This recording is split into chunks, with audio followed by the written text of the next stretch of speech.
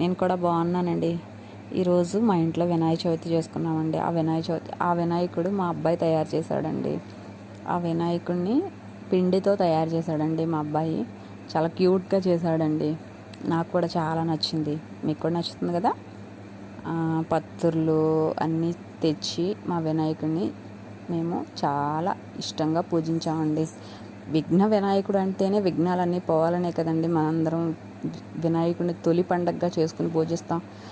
మనందరికి ఇష్టమైన పండగ, పిల్లలకి పెద్దలకి అందరికి ఇష్టమైన పండగ వినాయక చవితి కదండి.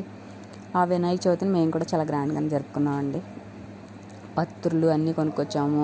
ఫలాలు, పత్రులు, పువ్వులు, ఆయా పూజా సామాగ్రితో చాలా ఆనందంగా ఈ పండుగను జరుపుకున్నామండి. పిండి వంటలతో చాలా కోలాహలంగా సంతోషంగా జరుపుకున్నాం. మా ఊర్లో కూడా చాలా వినాయకుడిని వేశారండి. వీధి వీధికి సందు సందుకి వేశారు వినాయకుడిని.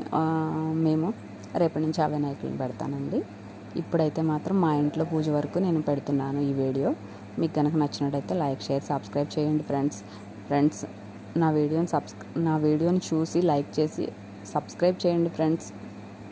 ఆ వినాయకుడు మీ అందరికీ కూడా శుభాలను కలగజేయాలని, మీరు మొదలుపెట్టే ప్రతి పనిలోనూ కార్యజయాన్ని కలిగించాలని మనస్ఫూర్తిగా కోరుకుంటున్నాను ఫ్రెండ్స్.